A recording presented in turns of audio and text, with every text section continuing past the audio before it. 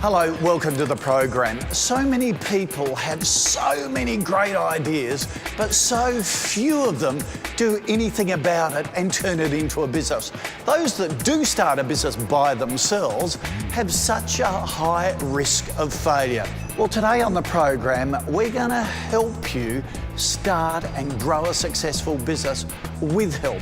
Now, joining me is Julia Bickerstaff, our business expert, who's going to take us through a thing called incubation. Julia, how are you? Good, thank you. Now, tell us about this incubation business. Well, a little bit like you incubate a baby or an egg. Incubation is about looking after an idea or a really small business and helping it grow into something that can then basically go off fully formed out into the world. But also not doing it by yourself. No, absolutely. That's the whole point. Is there's different ways of doing incubation. You know, there's for micro businesses, it's often just about sort of sitting in the same area and providing shared services. For technology companies, different sorts of incubation again, and also for sort of internet-based businesses, there can be sort of processes and different forms. But at the end of the day, it's all about, you know, putting services and help around small businesses to... Perfect. Now, you're going to go off and take a look at the online and technology side of things with slightly bigger businesses. I'm going to look at the micro side and we'll report back to everyone and hopefully have a lot of good information. Stick around. The not-for-profit business enterprise centres around the country are a great resource for startups, with some also offering a range of business incubation services. To find out more, I'm catching up with David Baumgarten, Chief Executive of the Sydney, Eastern Suburbs and Parramatta BECs, and one of his incubation success stories, Jeremy Curran from Musical Functions. All right, David, take us through incubation. What is it? Incubation is similar to infancy. You're in that micro business stage. You're at that stage where you want to gather the information. There you're incubating. Where do you get this information? How do you put it into practice? Okay, so it's like going to if you like, a business library or a business advice centre that says, OK, where are you up to? Yep. Talk your issues through and point them in the right direction. Exactly. It's up to you to drive the process, and your facilitator of that incubation process will actually draw some questions out of you. And then between you, you'll ascertain what information you require, because there's a lot of information out there in the marketplace, but it's most important that you get a handle on that information. OK, so do you take on anybody, or are there particular businesses that you look for and people you look for that it works best for? But they've really got to have the fire in the belly, as I call it. They've got to have the determination to make it work. A lot of people come to us and they're basically just information grabbers, not sure what to do with it, but the true entrepreneur, the true person that really can take that information, they're the people that we want. The stayers, they know where they're going, they know the goalposts, and they know what the information is going to impact on their business. Now, Jeremy's obviously a runner. We'll get to your business in a sec, Jeremy, but just take us through the process that you offer Jeremy. OK, Jeremy came to us with an idea. He had the industry skills, he lacked the business skills. He came to us, he pitched his idea to us. We looked at it, we made him go through and write down the key points to it so that we could understand it. We put him through a 12-week business training course, and then that fleshed the idea out even more. He was challenged, he had an understanding and who his market was, who his competitors were, now that was really important, and how also to price his product out there in the market. Now when he finished, we then put him in front of an independent panel made up of business people, and then he had to pitch his idea to them. Wow, Jeremy, that's a pretty daunting process to go through. First of all, tell us about your business and how you found the process. Sure. So my business is called Musical Functions, and I organise a premium service of wedding musicians to perform in Sydney. That's fantastic. Now, how did you find the 12-week training course and then having to front this panel? They make a big deal out of it. They honestly do. But I found that the training program was something that whatever you put into it is what you get out of it. There's quality training, quality teaching, awesome structure. And if you've listened, if you've done the work, you go and you sit in front of a panel and they ask you about your business, well, the answers are there. You don't need to think you've done all the work, so it's there. Right, OK. So, David, tell us about the resources that it brings, the programs available. OK, there's a lot of programs out there, like the program that Jeremy was on, which was the New Enterprise Incentive Scheme. You'll find that there's a National Niche Association. Go have a look at that website. They will tell you where all the programs are being run right throughout Australia. The incubation, if you want to look at the incubation process in actual physical premises, go to the National Incubator Association. Again, they will tell you where that information is. Again, if you're after the self-paced to tap into resources, go have a look at BEC Australia's website, and they will then point you into the local BECs. Any cash involved? Any cash David, no more cash. Look, there are programs dollar for dollar with respect to state governments. I like the program that Jeremy was on. He gets income support for 12 months. But if you're looking for a handout, you're not going to get it because you've got to be able to drive this process, and there are programs out there that will help you. After the break, Julia visits an incubator service that helps build budding technology businesses. It's the translation of that technology, that idea, into a product that people want and are willing to pay for that really defines success of those businesses.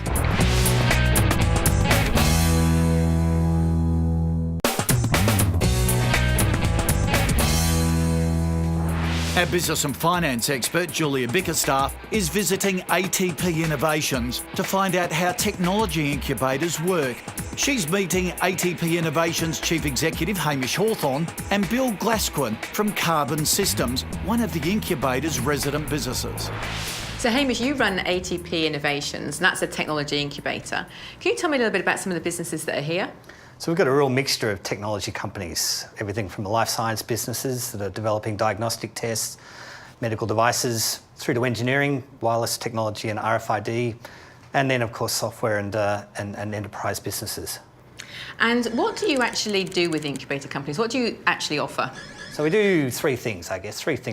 So we provide guidance, advice, mentoring to the founders of these companies, and particularly if they're a first-time entrepreneur. There's a lot of unknowns, and we try to draw upon the experience of ourselves as entrepreneurs and the rest of my team, but also just the experience of working with all the other companies here over the years. The second thing we do is we provide a space, a facility for those entrepreneurs to get those businesses going.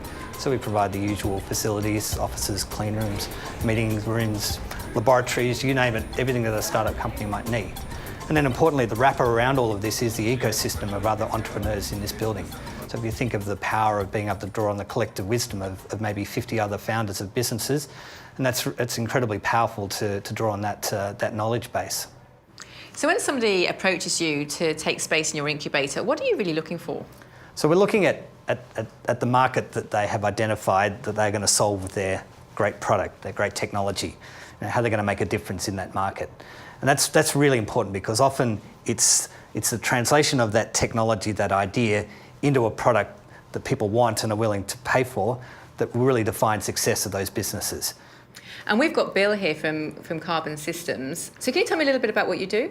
Well, Carbon Systems is a global player in the carbon accounting market, so enabling our customers to gather all the information around how they use energy, how they use the resources in their businesses, and present it back to them in a way they can report for compliance, that they can understand what savings opportunities they have, and then realise them. So how has Carbon Systems benefited from being in the ATP incubator?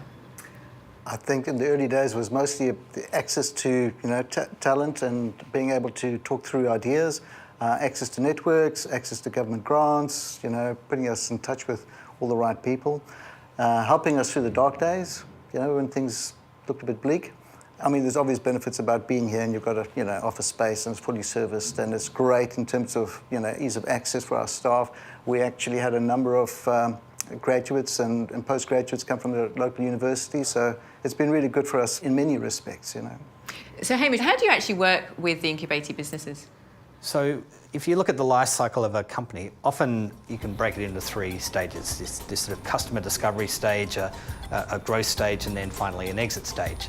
And for us, the early stages are where we have the most involvement with the companies here. So it's being heavily involved to ensure that the strategy is right, so that when you move into execution and ultimately exit, the company's on the right trajectory.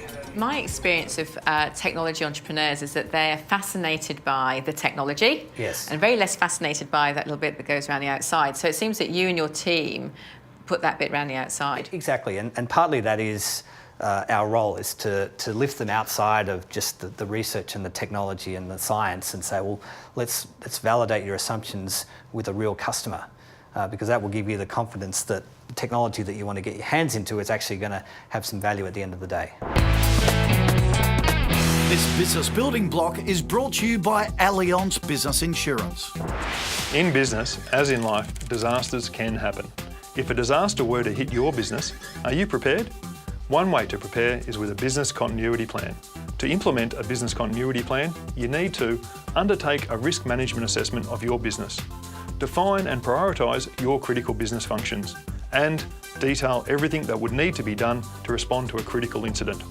By preparing in this way, your business will have a much greater chance of surviving whatever's thrown at it. And if you're hit by a disaster, you'll need support. At Allianz, we're on hand to help our business customers. So if you need assistance, call our claims department on 131000 and one of our friendly consultants will assist you in getting your business back on its feet. To save you time, we have also an online claims form for when the damage isn't too severe. You'll still receive Allianz's great customer service, but you'll avoid any phone queues. So, take steps to protect your business today with a business continuity plan and business insurance from Allianz. Call Allianz on 131000 or visit allianz.com.au or contact your broker for a product disclosure statement or policy document to decide if Allianz is right for you. After the break, Julia visits the online incubator that helped transform an idea into a multi-million-dollar business in 11 months. That whole idea started off with a conversation in the kitchen, went through our process and turned into the enormous business that it is today.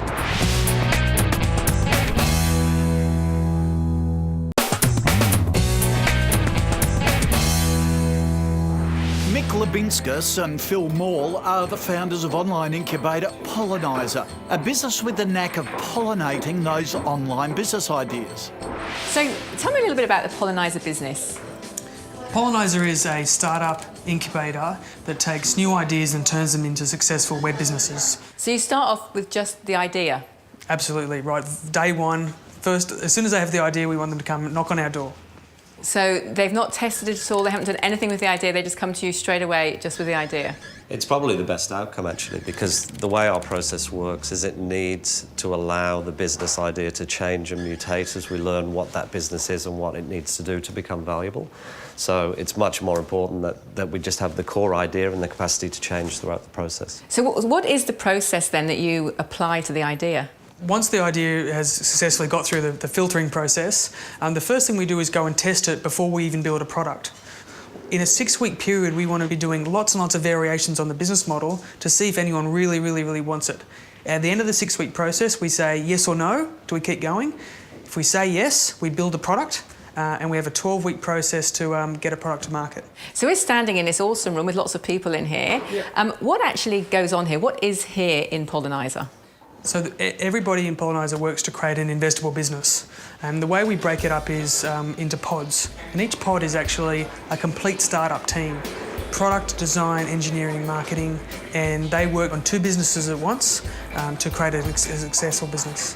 So the pod actually sits here and the founder sits here with the pod? That's right, all together. And we have all the support services. So we're really inside this business, we can do everything from setting up the business, running the books, running the cap table, managing the balance sheet, designing the website, writing the code, the whole lot, every single bit of it we can do here in this building. So can you give me some examples of businesses that have been through your incubator program? Sure. So one of them, a lady came to us with $200,000. She wanted to build an SMS reminder business, and she was ready to spend the whole amount on building the business. And we said, first, let's go and test the idea. So we took about $10,000 in 4 weeks, and we did about 45 variations on the business model, and none of them worked. So we got to the end of that and we cracked some champagne and said that was a wonderful, successful failure because we did it fast and cheap. And then she's gone on to iterate the business in other ways. An example of something that worked is Spritz, of course. That's one of our successes that's made it all the way through the pipe, all the way through to exit. And that business started off with Dean, who's the CEO of that business, actually just trying to sell deals to merchants. And that's how he started. And he kind of passed the first test, which only took the first afternoon of work. And that business grew and grew through our process to where it is today. So you can do that process of just testing very small, even though the actual business requires a large number of customers? Yeah, that's right. So what we're trying to find are the levers. So what are the components of the business model that we can actually change in the product and how the product relates to its customers, and just understand how all that's going to work. Because once we've got that, and we know that if we invest more money into, let's say, a Google AdSense campaign, and we're definitely going to get customers and we can prove it with our numbers, then that's something worth investing in. And when it's worth investing in, then we can get the money and then we can grow it to the business at the scale it needs to be. Now, I'd love to meet some Polarizer businesses. Who can you introduce me to? Well, you must meet Dean from Spreets, because that whole idea started off with a conversation in the kitchen, went through our process and turned into the enormous business that it is today. So you must meet him. Absolutely. And for a new idea, I'd talk to the unrenovated.com.au guys. Passionate about renovating and going to change the real estate world. So that would be a good one as well.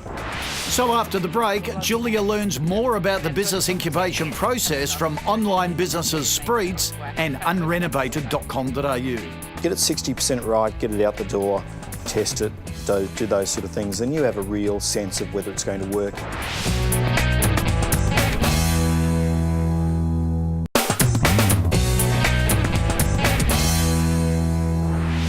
Business and finance expert Julia Bickerstaff is catching up with the founders of 2 online businesses which have been through the Polarizer incubation process. Dean McAvoy from Spreets and unrenovated.com.au's Julio Labraga and Dan Stracotta. So, Dean, you're the CEO of Spreets, and you've got, I think, a fantastic success story to tell. Can you share a little bit of it now? For those of you that don't know Spreets, we were the first group buying site to launch in Australia. And every day we email over, 1.4 million people an interesting idea for something to do. Could be a restaurant or a day spa or a travel experience. And normally attached to that is a discount of between 50 to 90% off that you get if enough people buy it. And tell me, when did you start the business? So it launched on my birthday, the 4th of February 2010, which turned out to be a good birthday present. And just 10 months later, we ended up selling the business to Yahoo 7.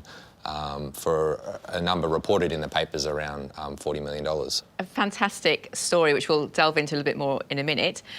But over here, we've got Dan and Julio, who are the co-founders of unrenovated.com.au.